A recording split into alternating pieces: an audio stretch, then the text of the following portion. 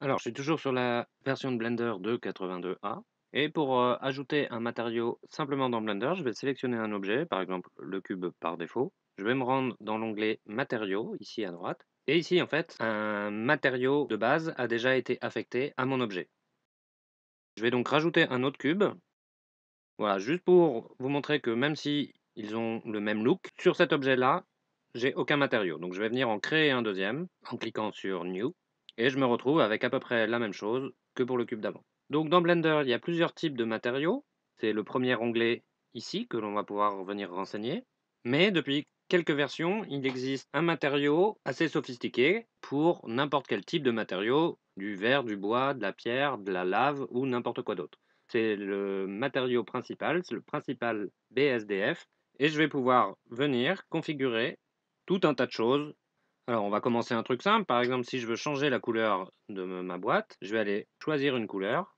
Si rien n'a changé dans ma scène, c'est que je suis en mode solide, sans texture, sans couleur, sans lumière. Pour voir à quoi ça ressemble, je vais me mettre en mode rendu. On détaillera ce shader dans un autre chapitre, mais on peut venir ici déjà changer les paramètres. On verra à quoi sert la ligne métallique ou la rugosité de mon matériau. Ça, ce serait mieux vu sur une sphère, comme j'ai en prévisualisation, par exemple ici. Mais en archi, on utilise rarement des matériaux par leur couleur, on utilise plutôt des images, des textures ou des shaders. Pour ajouter ces choses bizarres, là, on va aller cliquer sur le petit point à droite de la couleur et venir, par exemple ici, rajouter une image de texture à mon cube. Ici, j'ai plus de couleur, j'ai plus rien parce que j'ai pas encore choisi l'image qui va me servir à texturer. Je vais venir soit en créer une, on verra ça un peu plus tard, soit en ouvrir une existante en cliquant sur Open. Voilà, j'ai ajouté une image de texture de marbre que j'ai trouvée quelque part sur Internet, on y reviendra dans un prochain épisode. Et cette texture, c'est appliquée un peu par défaut au pif sur mon cube. Comment je peux faire pour rétrécir ou agrandir cette texture? On verra qu'il y a d'autres moyens, mais un des moyens serait d'aller dans Vecteur, ici, puis d'aller chercher le vecteur Mapping. On voit que le vecteur Mapping m'a rajouté quelques nouvelles données, et venir par exemple changer l'échelle de ma texture.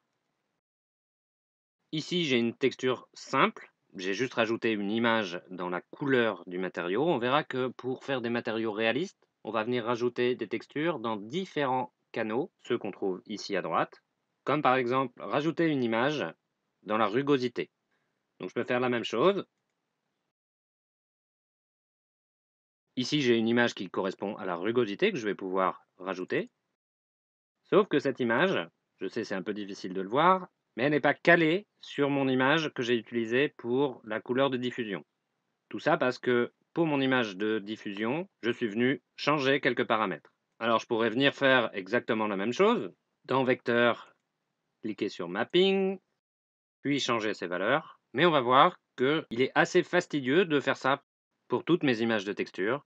Et je pense que c'est pour ça, je vous le disais en introduction, que personne n'utilise vraiment ce menu-là pour éditer des textures dans Blender, à part quand il s'agit de changer rapidement la couleur d'un matériau.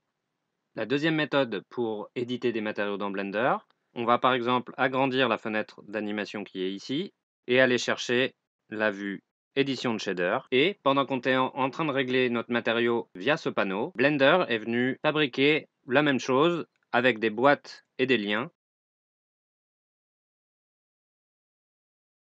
C'est ce qu'on appelle l'éditeur de nœuds, le Node Editor. Alors ces nœuds, c'est moins compliqué que ça en a l'air. Pour agrandir cette fenêtre, comme n'importe quelle autre fenêtre, je peux faire CTRL espace pour basculer en mode plein écran. On retrouve ici notre matériau principal et on peut noter deux choses. Il y a des couleurs différentes pour les petits points, pour les nœuds, et des couleurs pour les boîtes. Pour les nœuds, on a 4 types de couleurs suivant la donnée que Blender demande. Le gris est une valeur unique, un chiffre, comme par exemple un chiffre entre 0 et 1. Le jaune sera les valeurs triples de couleurs, donc RVB, rouge, vert, bleu. Les violets, une autre valeur triple, mais ici de positionnement dans l'espace, X, Y, Z, ce sera des données de vecteurs. Puis enfin, des points verts, quand l'information demandée est un shader, un matériau entier. OK pour les nœuds, maintenant pour les boîtes. Pour ajouter ces boîtes, soit on va venir chercher dans le menu Ajouter, soit on va venir faire comme pour les géométries dans l'espace 3D, faire Shift A, et on retrouvera ici le même menu. On trouve donc différentes catégories. les catégories des inputs, les données que je vais mettre en entrée, qui sont de couleur rouge. On va trouver également les outputs, les données de sortie. J'en ai qu'une, elle est déjà dans mon espace, sensiblement de la même couleur que la première. On va trouver les shaders en vert, tout comme mon BSDF, puis les textures en marron, avec les textures images ou des textures procédurales, des données sur les couleurs en marron moche, des données sur les vecteurs en violet, donc la même couleur que les points, comme pour les couleurs juste avant, et pour finir, des opérations mathématiques qu'on va pouvoir venir faire en bleu clair. Je ne vous parle pas du dernier qui est script, que j'ai jamais utilisé, ou que les deux dernières catégories qui ne sont en fait pas des boîtes, mais on verra ça plus tard. Une fois que j'ai ajouté ces boîtes, il va falloir que je rajoute des connexions.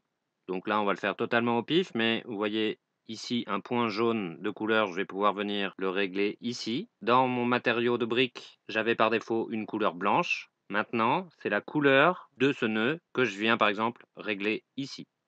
Cette couleur, je vais pouvoir par exemple venir l'inverser, la négativer, puis venir la connecter à ma couleur de base. Les données violettes de positionnement ou de déplacement, comme par exemple le bump, je vais pouvoir venir relier ce bump sur les normales de mon matériau. Mes données de calcul, comme ici mon clamp, je vais pouvoir venir le connecter sur les valeurs grises. Et pour finir, une fois que mon shader est prêt, je vais pouvoir connecter le vert sur le matériau de sortie. Pour supprimer des liens qu'on aurait fait, soit on peut venir les resélectionner et les lâcher dans le vide, soit si on en a plein, on peut faire CTRL clic droit et venir couper tout le monde. Deux autres petits raccourcis intéressants, on a M pour éteindre, pour rendre muet un composant, ou H pour venir le cacher ou le replier. Une fois repliés, les nœuds sont toujours valables, je peux toujours venir les connecter. Dans la même veine, on peut venir cacher toutes les options qu'on n'utilise pas. Par exemple, les menus déroulants que l'on trouve dans les boîtes peuvent être cachés en faisant clic droit, il n'y a pas de raccourci pour ça, je suis désolé, retirer les options des nœuds. Je peux venir faire également CTRL H pour venir cacher tous les nœuds qui ne sont pas utilisés. Et voilà, mon matériau BSDF est un peu plus propre. On peut venir grouper un ensemble de nœuds et de boîtes en faisant CTRL J au clavier. Alors ici, il ne s'agit pas vraiment d'un groupe, mais d'une espèce de boîte qui va me permettre de venir balader tout le monde ensemble. Ou venir réduire tout cet ensemble de boîtes en une seule, c'est ce qu'on appelle du coup un groupe, en faisant CTRL G au clavier. On verra plus tard qu'on pourra choisir lesquelles données je veux garder en input et lesquelles données je veux garder en output. Et à la fin, mon ensemble de nœuds a été regroupé en une seule boîte. Et dernière petite chose avant de commencer vraiment dans les matériaux, tiens, on voit que en faisant n'importe quoi, j'ai quand même réussi à faire un truc rigolo. Plutôt que d'utiliser la fenêtre principale pour éditer mes matériaux, on va aller chercher là-haut un espace de travail qui est fait spécialement pour ça, qui est l'onglet Shading, qui me permet, entre autres, de venir glisser directement dans mon éditeur de nœuds mes images. Ok, je crois qu'on est prêt à commencer.